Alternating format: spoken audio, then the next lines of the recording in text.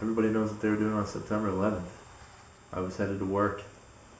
I didn't have a radio on my truck, so I didn't know what the hell was going on.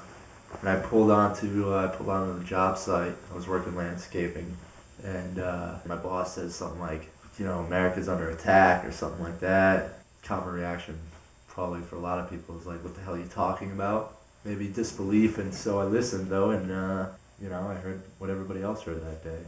We quickly decided not to work, and I headed back to his place and sat in front of the TV and watched the towers come down time and time again. Eventually walked outside, and I remember just sitting there. It was a nice day. I remember sitting on one of the trailers, one of the equipment trailers, and just, making up in my mind right then that I had to go. I had to join the military. And so I called the recruiter the next night and told him we needed to set up a meeting. Members of Congress, I have the high privilege and the distinct honor in presenting to you the President of the United States. Our second goal is to prevent regimes that sponsor terror from threatening America or our friends and allies with weapons of mass destruction. Some of these regimes have been pretty quiet since September the 11th, but we know their true nature. The Iraqi regime has plotted to develop anthrax and nerve gas and nuclear weapons for over a decade. There is no doubt that Saddam Hussein now has weapons of mass destruction. There is no doubt that he is amassing them to use them against our friends, against our allies, and against us. We've learned that Iraq has trained al-Qaeda members in bomb making. We know where they are. They're in the area around Tikrit and Baghdad and east, west, south, and north somewhat. We don't want the smoking gun to be a mushroom cloud. My fellow citizens, at this hour, American and coalition forces are in the early stages of military operations to disarm Iraq, to free its people, and to defend the world from grave danger. My father is Charles Flynn, and my mother is Dorothy. My father was a naval officer. He was a corpsman in Vietnam, a medic. And so I moved all up and down the East Coast. I ultimately settled back here in Great Barrington, Massachusetts, which is where my parents grew up. When you're exposed to that sort of thing growing up, your entire life, and you watch your dad and, military ceremonies and how much honor there is. Grew up appreciating that sort of thing and wanting to become that sort of person. I told my dad, and he was hesitant, but then he ultimately gave me his support. So he didn't really talk to you about any kind of military engagement and fighting he might have been involved with? No, we never have. I've never pushed it. I don't know if I've ever really been... Well, I'm interested in it, but I've never pushed it. Recruiters get money off of what kind of job they put you into. They get more for certain jobs. I told him I think I wanted to work on a helicopter or something like that. And he offered me one of those jobs, and then I asked what else there was, and he told me about this job called Scout, reconnaissance specialist. Of course, being from the Berkshires, nothing sounds more like my steez than a scout. Civil War scouts were riding around horses, weren't wearing uniforms, or rebels. So it was my style totally. And I told him that's what I wanted. He told me I'd be riding motorcycles and dune buggies. He told me this. He said, "Have you ever seen The Three Kings?" And I was like, "Yeah, that's an awesome movie. I love The Three Kings." George Clooney and Marky Mark, right? And he was like, "Yeah, those guys in that movie were scouts." And total lie. It all happens throughout the course of one day. I woke up really early, and I went to what they call the MET Center, where you go to take all your tests, your initial medical screening, and they threw me on a bus with a plane ticket to Fort Knox, Kentucky. And so you you're on the bus with some military guys that are kind of going to do the same thing as you, and you're getting into that mode, getting hyped up, getting pumped up with your new buddies who aren't really friends, they're just all of a sudden comrades. And not one of you really know what you're about to get yourself into. You get on the plane and you might have a conversation with somebody about what you're about to do.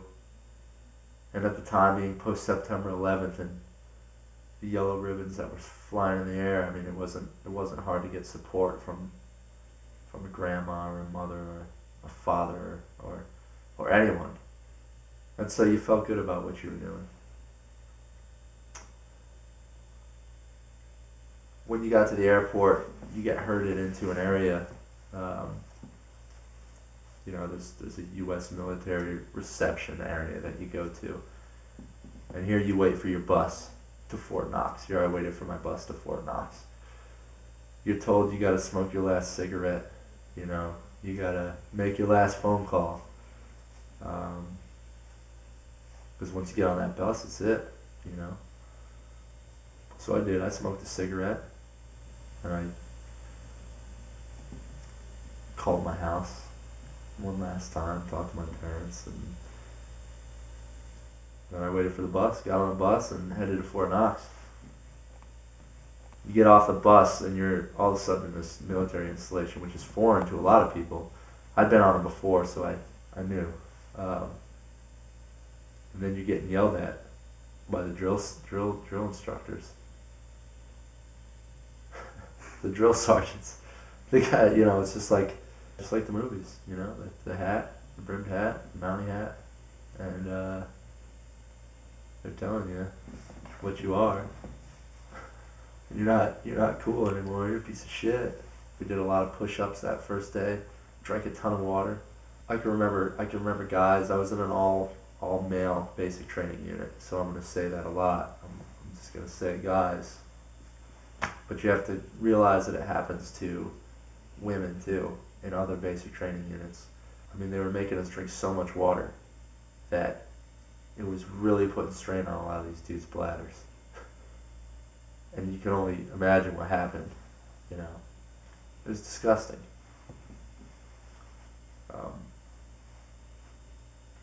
But from the get-go, I realized that this was, it was ridiculous. I got 4 years of being a servant. Some people knew that structure. I don't want to bag on it too much. I didn't like the structure of the military. It took away our individualism. As soldiers who fight for a democracy and a supposed free will society, I thought it was dangerous that we soldiers be stripped so much of our individuality. But I went along with it because at one point I realized that it just, it was an impossible system to fight from the inside, I don't want to pump up my ego here, but I'm well aware of what I'm capable as a soldier. And I always knew from the very beginning, from that very first day, that I was going to be a damn good soldier, My military records will say it, the write-ups that I got. I was a platoon guide for the majority of the time that I was there. I mean, platoon guide becomes the intermediate group between the drill instructors and all the rest of the trainees. So the drill instructors appointed me because for whatever reason, they thought I would do a good job. And I thought I did. I had a great relationship with most of the guys in the platoon. There were a few guys that were just ridiculous. And they were, they rebelled on purpose, and they made it harder for a lot of the guys. And so, of course, I was like, what the fuck, Let's get through this the easiest way possible. And I was successful in basic, But I still realized from that very moment that very first day there, that it was something that maybe I had made a mistake in doing.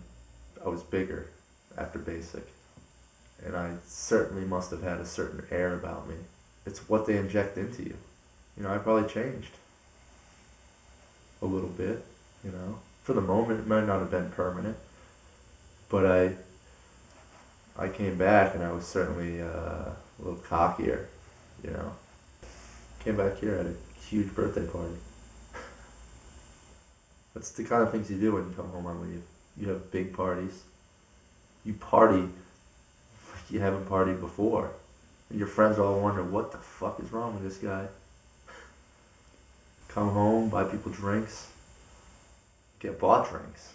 Either way, you're drinking, you're partying, you're having a good time. Because maybe that's the last time you're going to be home, I don't know. You don't see your friends often enough. You got to live it up. The great thing about this place is it never loses its roots. You come home here, and your friends are still here. How do you train to be a sniper? The Army has its own school called the U.S. Army Sniper School. I didn't go to that because there was such a sudden need for snipers that they had to make schools. And it was done by the Special Forces. And it had a team of international guys come in. It was awesome. And they taught us so much. And the guy that was leading it was probably the most badass dude I've ever met in my life. And he was, the confidence in the air about him was incredible. And you idolized him. You couldn't help but to idolize him. Call him Master Sergeant Dude. Because not only was he so intense, but he was also really laid back. And he was cool. He taught us the art. I mean, what you become essentially is you're a killer, you know. But it's much more than that. You know, it's a game of psychology. You stalk your enemy. You learn how to separate politics and all the other variables that can make a job like that hard. To make it so it's just that, a job. What's the job? You're an assassin. You know. It's simple as I can put it, you know.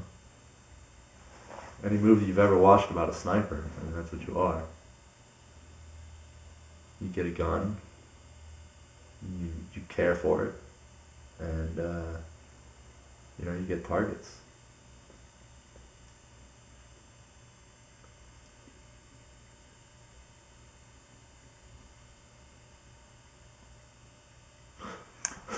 I mean, it's really not so hard a job description, you know.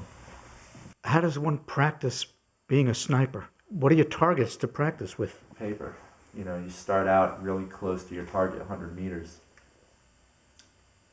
And the idea is to, if you can kind of picture, well, if you picture what a 1-inch square looks like at 100 meters, you know, looking through a 10 by scope, 10 by magnification. As you move back each 100 meters, so you're at 200 meters, that 1-inch square becomes a 2-inch square on paper.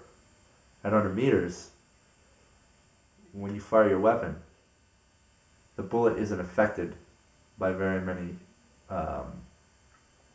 weather conditions. It's not affected by wind. It's not affected by the barometric pressure, the temperature, because it's traveling so fast. When you move back to 600 meters, that bullet begins to slow down, and so it's affected by wind. It's affected by the barometric pressure and the way that the air pressure is, and the bullet is manipulated as it travels through the air. So you have to know, you know, you have to practice again and again in different conditions. You build what they call a dope book. A dope book is, the idea is that you have practiced in so many different conditions that you have a roundabout idea when you're in a certain condition. You know, you've already been in a similar condition in practice, so you can go off of that data that you've collected. That's what a sniper does when he practices. You know, you shoot. If you have bullets, you shoot them. You build your dope. you know? You're addicted to your dope. You need more dope. So if you don't have enough dope, you're not a very good sniper. How do they know whether somebody's going to make the transition to seeing a human being in the scope? You don't. How we were trained, though, is it's called the inverted triangle. And if you drew a triangle pretty much like that, around the base of a person's nose down to the chin, if you could hit that area, you would kill them instantly. The no reflex zone. You would hit them at the base of, or at the base of the brain and the spine, and it would immediately, there would be no reflex. It always went back to the no reflex zone. You gotta hit them in the no reflex zone. If you hit outside of it, regardless of whether or not you'd hit the person, it was still a miss. You had to hit inside the one square. No sniper, unless you're sick or demented, really wants to go out there and kill somebody. It's more of like a G.I. Joe thing. You can call yourself a sniper now, But, you're careful not to, You have to be. You can't.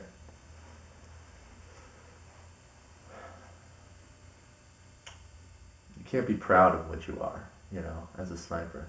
You can be proud of the training that you received and that you completed it, but you can't, at least to me, you can't really be too proud of it, And so when you're training, you don't think about how to make that transition from the 1-inch square to the person, You either hit it or you don't. If you hit it, you slap fives with your buddies. Yeah, hit it. Did you? You don't think about it. Major combat operations in Iraq have ended.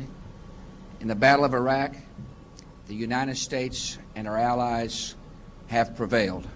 It was the end of August 2003, and we got a warning order to expect deployment to Iraq, February 2004. And the train up that would precede it, a train up of all our gunnery skills. I trained up to be a sniper in October, and I went back in January, and then I got back from that at the end of January, and we were packing all our stuff up, and we sent it off. And 2 weeks later, we were gone in Iraq. I don't want to paint a picture of what, an improper picture of what we did over there. Our sniper team was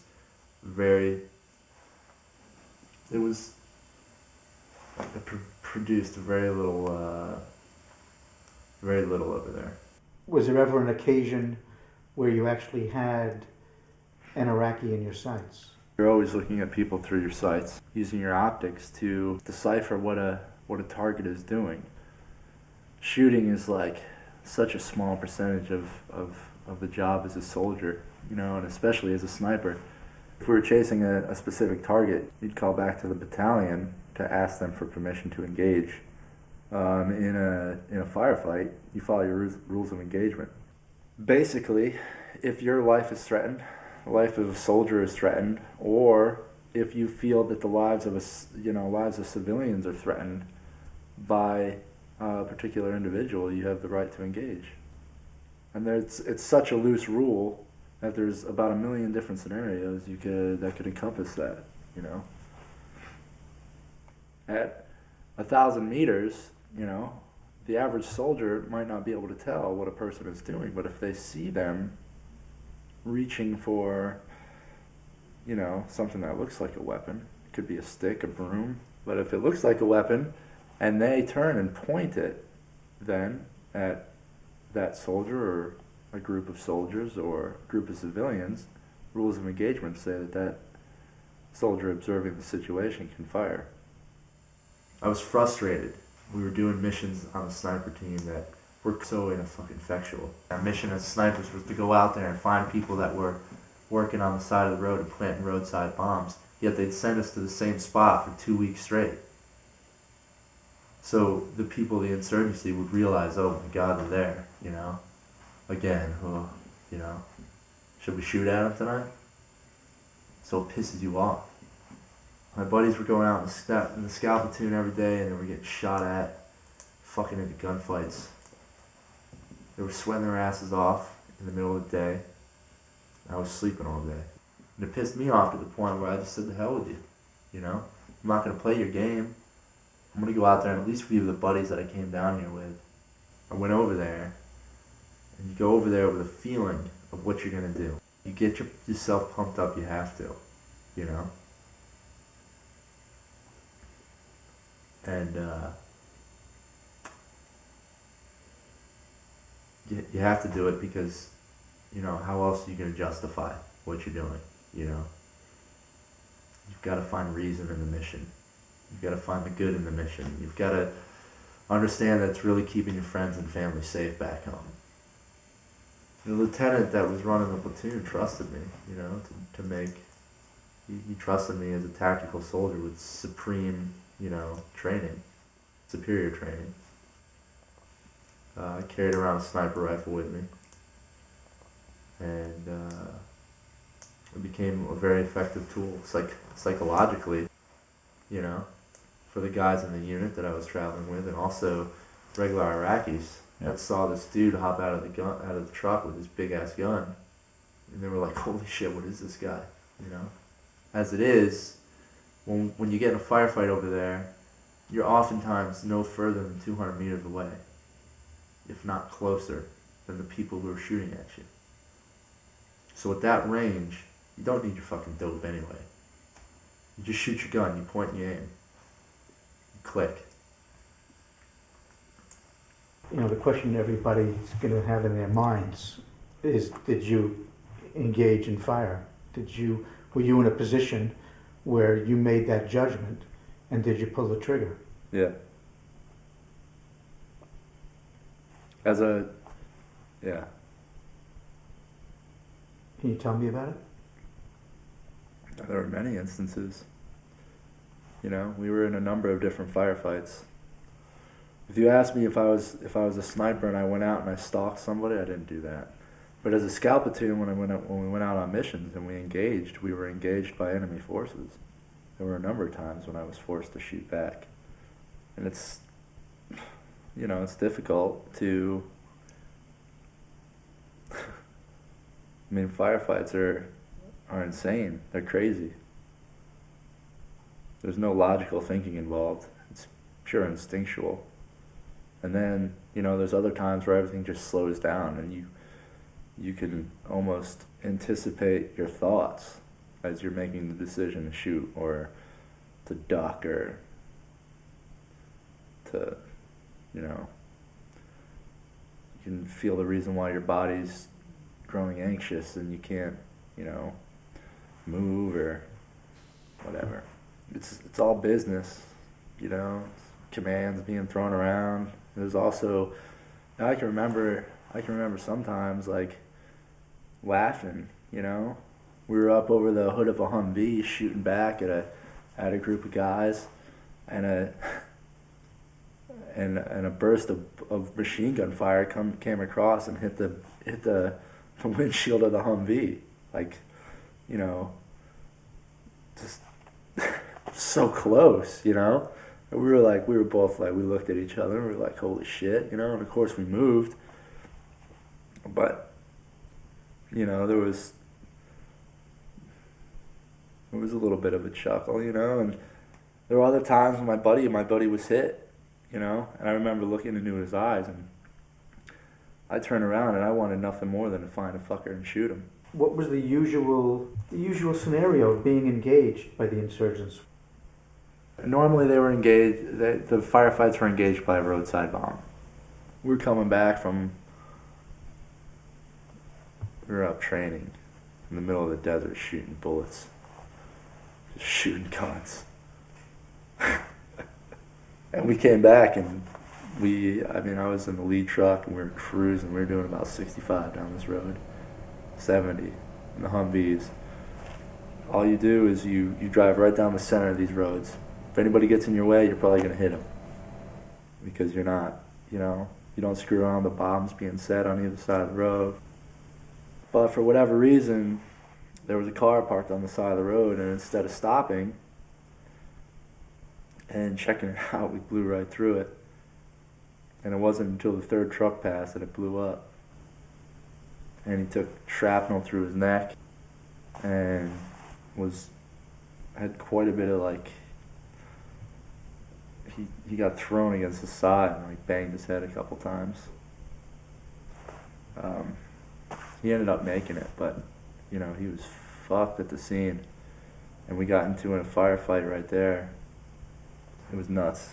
You know, I looked back and there was our medic, Cosio. He was the shit.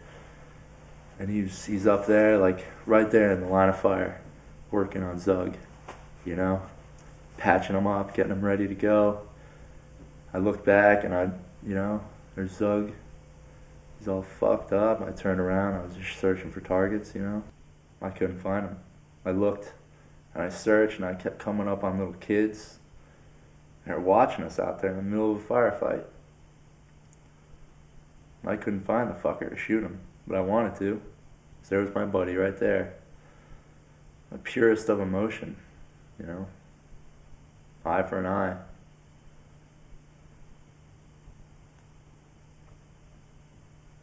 We threw him on one of the trucks because they wouldn't give us a medevac. They wouldn't send us a chopper. And they wouldn't send a ambulance up. So, and we had to secure the scene because our truck was disabled. So we split the team. We split 2 trucks, went south with him in it. And, you know, that's something you just don't do. That's only like, it was like 6 guys with two gun trucks. I mean, it's given, like, you know, the situation, you couldn't go out with less than 4 gun trucks and like at least 13 people. So, I mean, we took a lot of shit. Our commander did. But at the same time, it was something we needed to do. We needed to get him to the hospital. He was bleeding. He was messed up. Then once we got him there, they flew him to Baghdad, to the green zone. Yeah. What about fear? Well, like I said, it's all instinctual, you know. Of course you're going to fear for your life. If you don't, you know, you're not human. It's a pure form of emotion, you know. How you react, you know, some people react in a crazed animal-like manner. They go nuts. Others react in like a very calm, like, I'm cool, I'm collected, I'm handling my emotions way. Where were you in sort of that range? I don't know. I certainly wasn't crazed, you know. Sometimes people would tell me I was very cool and I acted very calm out there. I know I was always observing the situation, kind of more in a, let's get this thing figured out sort of mentality. So I wasn't always so quick to shoot my gun. I mean, there were certain instances like my friend getting hurt, you know.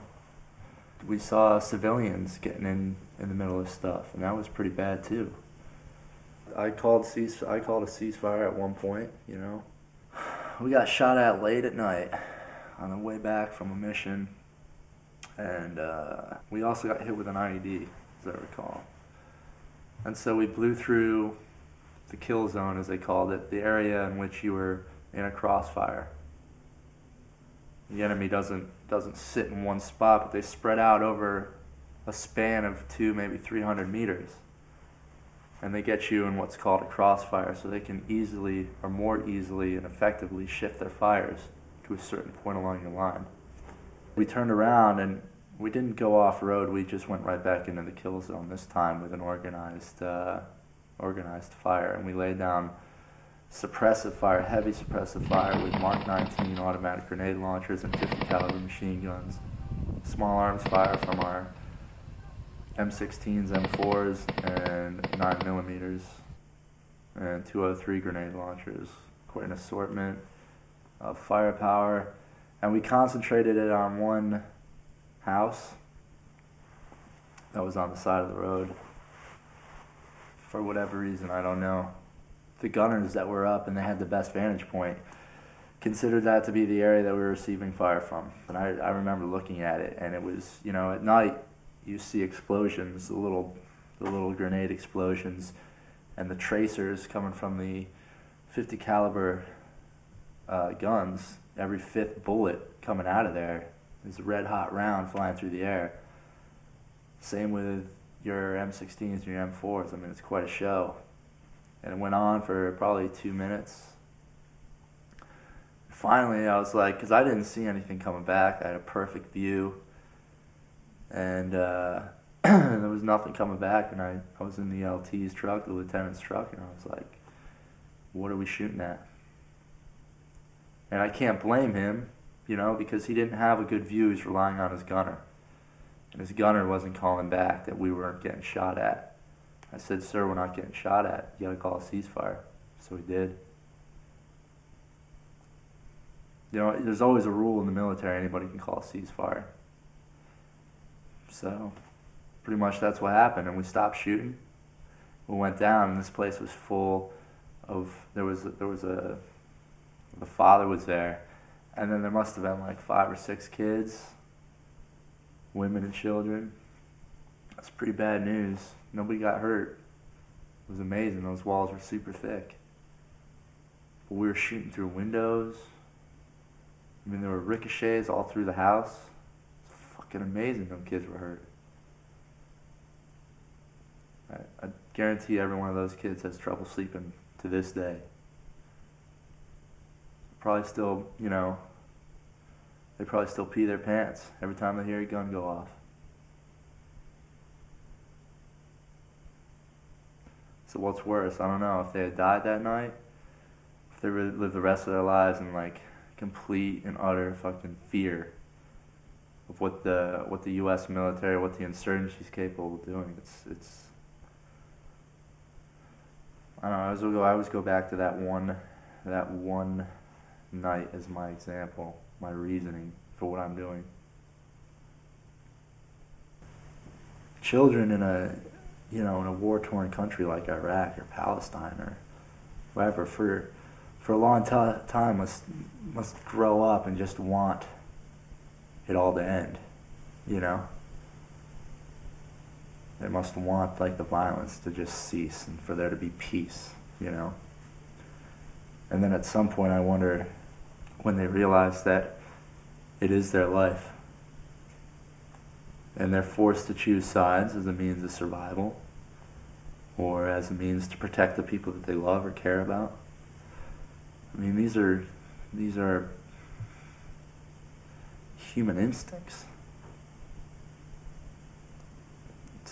It's not political, you know? You can't blame people for fighting when that's all they've known for their whole life. There's bullet holes everywhere. And that's pretty much what you see after a firefight. I mean, I've seen the remnants of car bombs, you know, and what they do to people, what they do to neighborhoods and the psyche of people. I've seen people shot with bullets, you know. Well, that was part of your training too as a sniper. You go through and they show you slides of dead people. So what a bullet does to a person's head. That's what a bullet does to a person's upper torso. So you begin your desensitizing process that way. Because you're not prepared ever for seeing like, you know, a dead person. Body parts, you know, guts flung around a car antenna. It's disgusting. But that's the reality of war, you know. That's just what happens. You know, people die. People grow desensitized to death. Well, what about the bonds of all of your fellow soldiers? What's that like?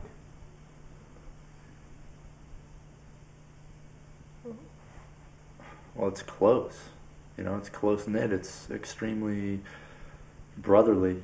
You know, there's a lot of love. There's a lot of togetherness. Dependency on each other. Emotionally. Mentally, physically. You know, everything. I mean, you hold on to your phone calls home, you know. You love talking to your girlfriend back home or getting a letter, but when it comes down to it, everything you really honestly depend on is right there with you the whole time. Your comrades, your brothers.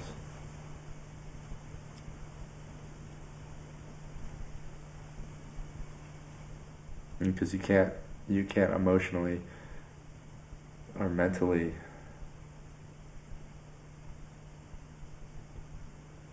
connect with anybody back home about what you're going through, and vice versa. You can't connect to what they're going through. They understand when your girlfriend cheats on you. They understand when your dog dies. They understand when your little sister crashes your car. You know, they understand when you're, you know, they understand everything, you know. You know, we had crazy dudes like this dude Ivan from New York City, but he's from Russia. So the story goes that he was in like the Russian army. You know, nobody knows a whole lot about him. Could have been a lie. But all I know is the dude could do a pull-up. And then, like, he'd pull himself up to his chin and then in one sweeping motion lift like his whole upper body up so where the bar was like down around his waist. And he'd do it and he'd just keep doing them. And the dude was strong as an ox, you know. He went to try out for special forces and broke his ankle like in the third day and lasted until day 20. Dude's hardcore. They finally were like, look, you gotta go, man. We understand that you really want this, but you gotta go. It's been plagued by medical problems ever since then. And then get your 20-year-old kids, your 18-year-old, 19-year-old kids that just fresh out of high school and are just concerned about going and getting drunk in Germany because they can drink, you know, picking up women. They're a lot of fun. You got dudes like my buddy Garrett, you know, he's got a one-track mind, and that's ending the war and bringing the soldiers home now. You know, that's all he does. He was like that when he was in the military, when he was over in Iraq, and he's still like that now when he's out. My buddy Mark, he was the so-called sergeant who he would have thrown his life on the line. He would have thrown anything on the line for anybody that was, you know, his responsibility. He was dedicated. And he got booted out because he smoked marijuana. Go figure, you know. I had a buddy Ron. He was probably the most, well, everybody was eccentric, but this guy was something else. He was a gangbanger, you know. He was in it for life. I mean, he knew what he was doing with a gun before he joined the military. And he certainly had he didn't second guess himself when he pulled the trigger. But besides all that, the guy was right on. Like, I mean, this guy was, he's a pretty confident dude. And I probably won't ever see him again, but he's definitely, he's an intense character. In more ways than one. I mean, he spins hip-hop. I mean, he knows, he's such a good DJ, you know, better DJ than I've ever met before. And, you know, the kid's going to go places in life. But he had a hard time in Iraq. He killed a lot of dudes, you know, and he started freaking out back in Germany. Didn't know how to handle it. The army abandoned him, you know, the rank structure, the higher-ups, the captains and colonels, they all told him to go fuck himself, that, you know, pretty much that he wasn't being a big enough man about it, you know. He probably had one of the highest kill counts in the battalion, and, you know, he never got any sort of recognition for it. They're giving dudes in tanks that go out there and blow up like houses and kill like a whole family. You know, silver stars. Right on. But Ron will fucking, you know, he'll do all right once he gets out of the army. When you were talking about the ratio, was that from firefights? Was he just out there on patrol all the time? We did like 620 something combat missions when we were down there. It's a lot in 1 year. That's like, what, at least 2 a day. So, poor kid was overstretched, you know. And yeah, he had a lot of kills. A lot of kills. I don't even know for sure, so I don't want to speculate. It was definitely over 10. So, would he be able to talk to any of you guys about it? Was that something? Sure, yeah. But, yeah, I don't know. We didn't really do that, you know? When we were down in Iraq after a firefight, you know, you get your, you know, everybody's pumped up on adrenaline, you know, and you get the hand slapping and the, you know, the good jobs, the pats on the asses. You know, we're all still alive. We're still kicking it. We kicked their ass. Right on. You know, I got this dude. I got that dude. And then it's mute, man. You know, guys don't have. You know, we want to be able to help each other out, but we're all dealing with our own demons, man. You know, and none of us want to look like the weak one. So we don't really talk about that sort of stuff. But we all knew Ron was having a tough time, you know. His wife was cheating on him. He was like the norm for married people. His wife was cheating on him. Gone for a year. What the fuck? You know. And the guy wanted to serve, you know. He wanted to be in the army. It's not like he was looking for a way out. But the army kept screwing him, you know. Kept saying, you're not messed up, dude. You know? It might be helpful if you could, like, just describe what it's like driving in on one of these missions. You know, you're driving down the highway doing 60, 70 miles per hour and you get that Humvee cranked. And you can't hear a whole lot.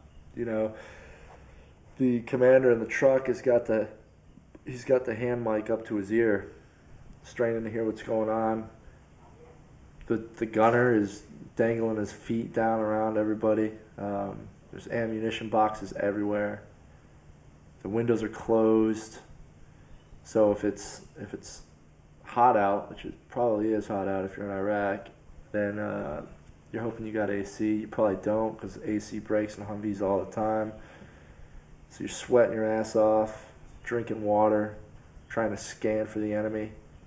And yeah, it stinks. It's dusty if you're going down a dusty road. It gets so incredibly dusty. You got a gun in your lap, you know. You're worried about keeping that thing clean so it operates right. Yeah. There were other times where we knew we were going into a battle. In Bakhtabad, it was overrun by insurgents a number of times. And the plan of attack always was to roll out tanks. Boom, send the tanks out. The tanks will clear the way. There's not very much that will destroy an Abrams tank. It's hard to do. And certainly it's not going to be like just a little roadside bomb. It's going to bounce off the tank. And so they go and they clear the way, you know. If there's a bomb, they blow it up. Or it gets blown up. They engage enemies that engage them. Because that much, at least, is true about the insurgency. They're undertrained. And they don't, you know, they oftentimes do fire kind of erratically. And then we come through the Humvees, and we still do get engaged. I mean, it's... But at least then you know what's going on. And you have your field of fire set. You know, and you have half of the vehicles pointing this side of the road and half of the vehicles pointing this side of the road. But it's a very systematic way to sort of attack an unconventional enemy. You just go down, you clear the route, and you fight until they expend all their ammo and they kind of go back into the population. If you're on foot during a day patrol and you stop in like a village and you walk around, then it's it's real hot and you're sweating and you're trying to maintain like observation on everything. You're looking everywhere. You got to look at the rooftops, the windows, everywhere, around corners. A lot of the people that we fought and killed were just average-looking dudes that you'd see on the street. Loose clothing,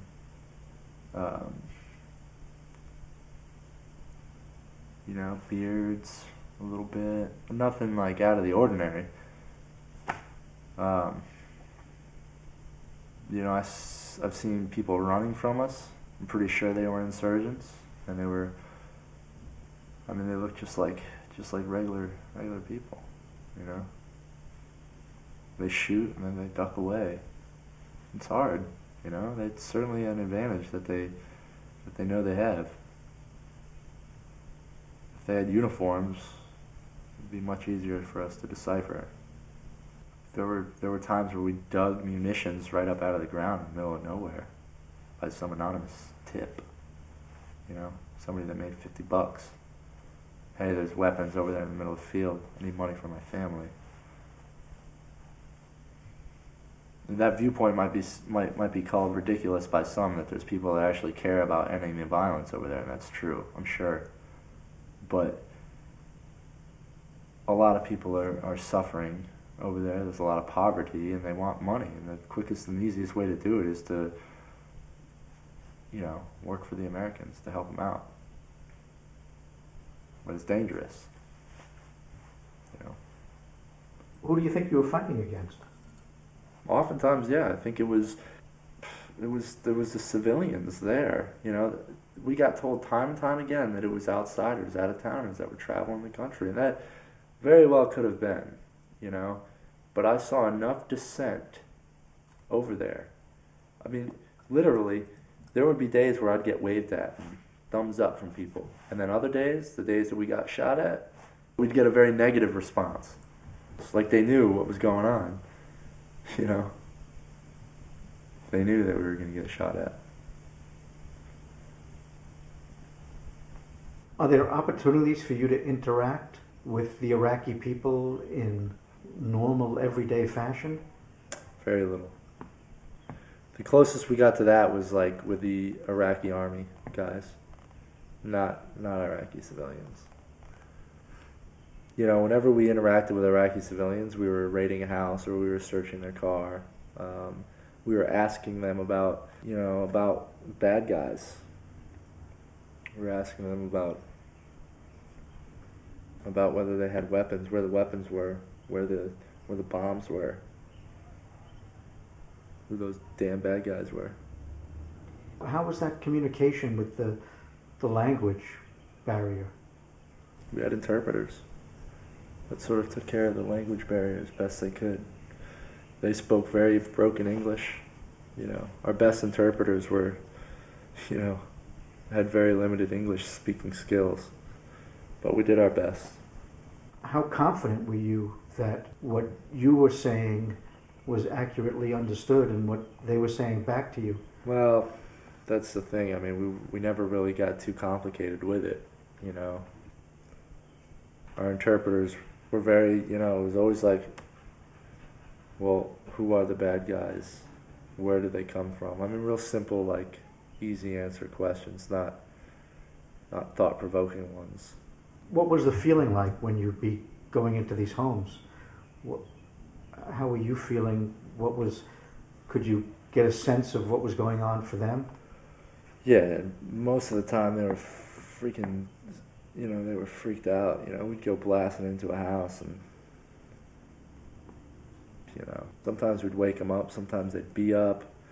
Kids would start screaming, the women would start crying, the men would try to defend them, but they didn't want to be too offensive. They didn't want to get shot, I'm not saying we never hit a bad guy's house, that's not the case, but when we went into places, hardly ever did we catch a dude that we were looking for,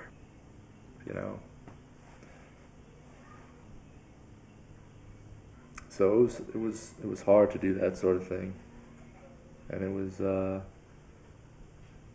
even harder to relate to those people, But I tried to be compassionate. Were you scared? Of going into houses? Yeah. I don't think I ever was. I think that was probably actually, it might sound sadistic, but it was it was the best thing that I did over there. It gave me the most satisfaction. I had the most confidence when I was entering in a house. I was entering it with 5 other dudes, and we all knew what we were doing, you know? There's a rush, it's a rush. It's an adrenaline, injection into your body that, is not similar to many other things in life. Can you explain it? Is it because you had superior force? Yeah, probably. Maybe not. We always anticipated an enemy. But like I said, hardly ever was there one. So I guess towards the end we were getting really complacent. But yeah, it was what we had trained for. Every time we hit those houses hard, banged down doors and went in, secured it. To be able to do something like that in a timely fashion is, not many people can do that. Not many people have to do it. Not many people should want to do it. Nobody should want to do it. I mean, don't get me wrong, I wasn't a peace activist in Iraq. I realized the fact that when I went out the gate, people were trying to kill me. And you certainly have to get in that frame of mind when you go on missions. It's only now do I realize that, what I was doing was just, ridiculous. It was barbaric. Come on. Why in the hell would I want to go out there and engage people? And why would they want to engage me? If I didn't have I wasn't getting paid enough to do it, It's not funny. It's really not. But in a way, it is. It's fucked. Here you got these insurgents they're passionate. Because they'll attack us severely understrength. And they will be effective. And they're very effective. And look what happens every day. Soldiers die every single day because of effective attacks from these insurgents that are underarmed, understrength, under-equipped. But they're effective because they fight with passion against a force that is underpaid, undertrained, and unwilling to really do the job over there. The soldiers are aware that the political situation in the States is fucked up. They're aware that there's all kinds of little conspiracies running around. They're aware of the sex scandals in Washington, and they know about the way Secretary Rumsfeld talks. They know that generals are speaking out against him.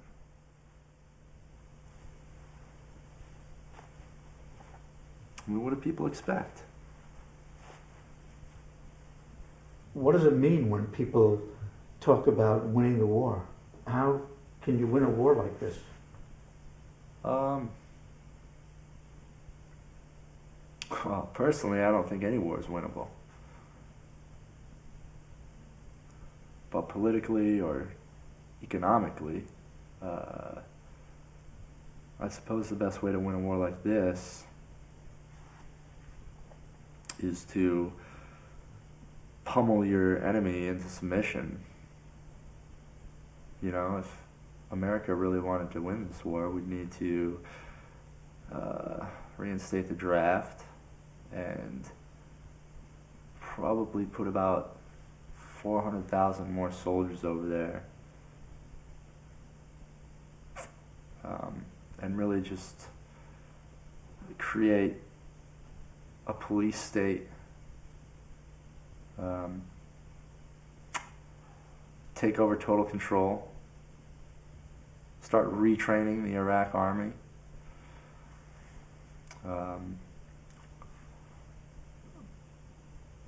make the head of state an American again, and make it an honest to God,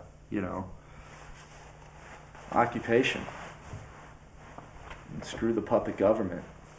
It's all a waste of time if you ask me. I mean, if we're going to win over there, I mean, we need to do it right. Do I think that's right morally? No. But if winning the war is what we need to do, that's the way we need to go about doing it. So now you're back here and you read the paper and you watch some of the news. Now, what's it like hearing about the war? Yeah, I get distressed when I hear. Well, I get distressed when I see the ticker going by that says, you know, two soldiers died today or died by a roadside bomb. That, you know, that makes me pretty sad. You know, I get pretty distressed when I hear, you know, anybody in government say that there's still a lot of positive things going on over there. I don't see it. I mean, come on. I certainly get distressed when I hear somebody in government talk about it as if they were there, as if they knew what was going on for real. I was up eating lunch the other day at I think it was a taco stand up in Lee or something. It was Mexican food, and CNN was playing. And me and my boss, we went in there for lunch and just kind of sat down and watched the news. And as that little news ticker rolled by on the bottom of the screen that said 5 U.S. Marines killed in Iraq today, he was paying attention to the story on the news. I don't even remember what it was, but it was insignificant, and I just kind of shrugged and, you know, just laughed it off internally, you know,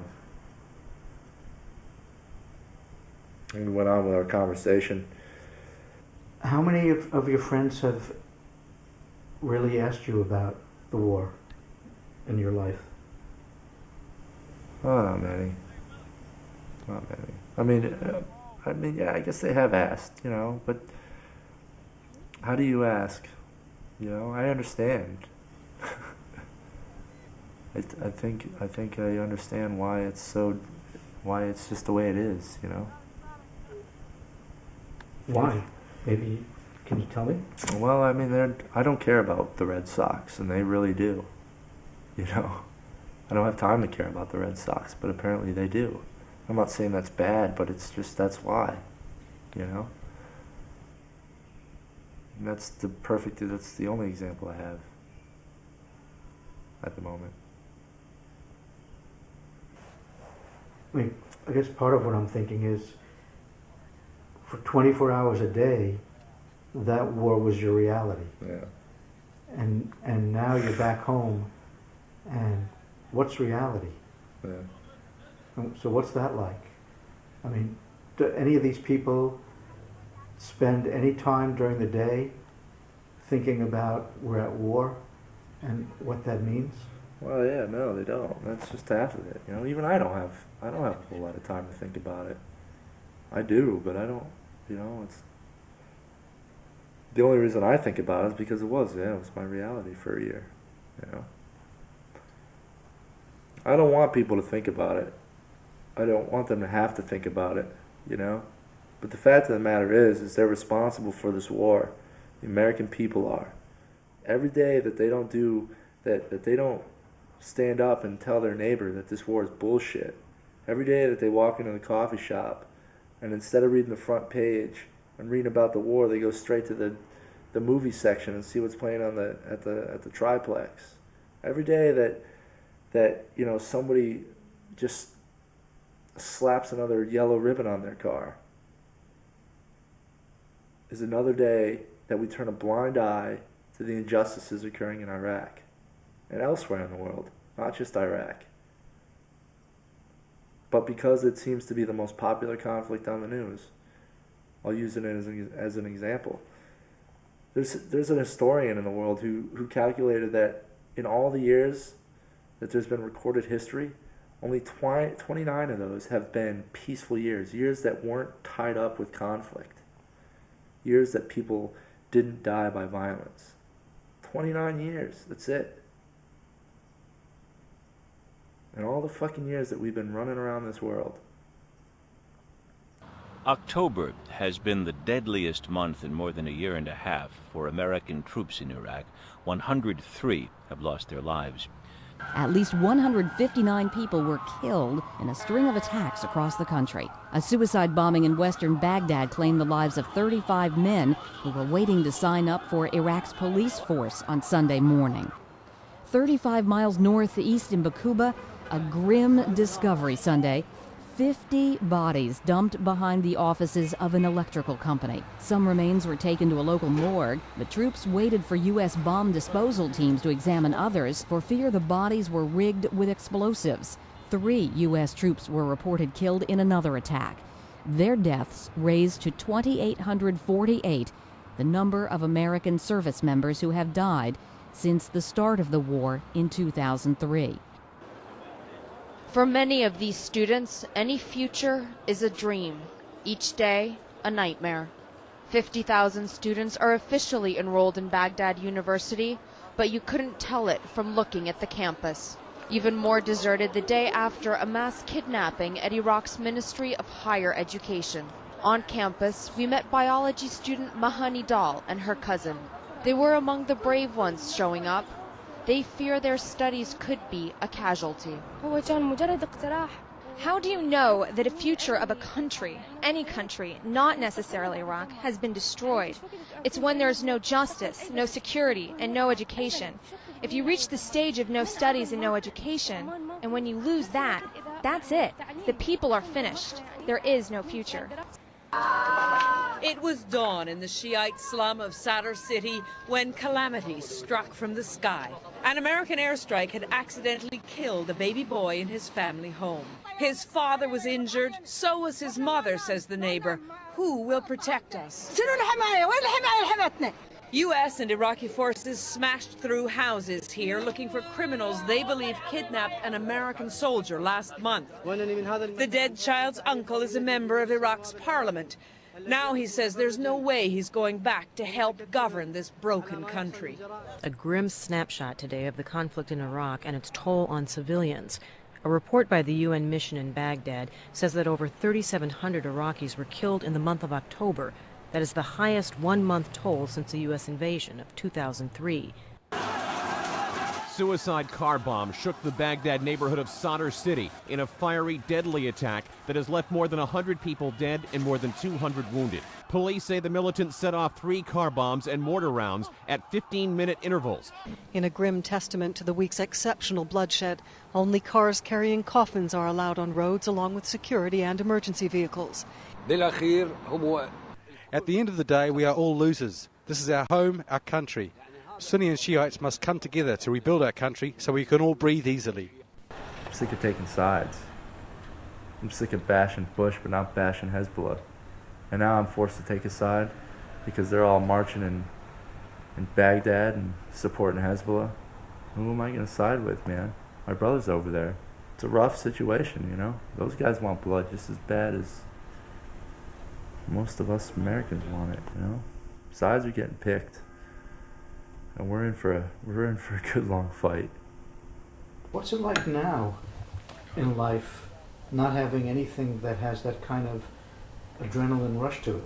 Yeah, it's weird, man. You know, it's probably good that I don't have that sort of same adrenaline rush.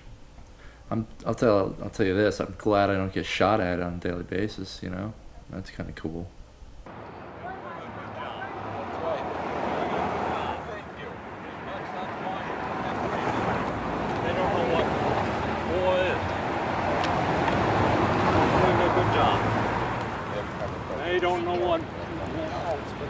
You see people slaughtered, you realize. That's right.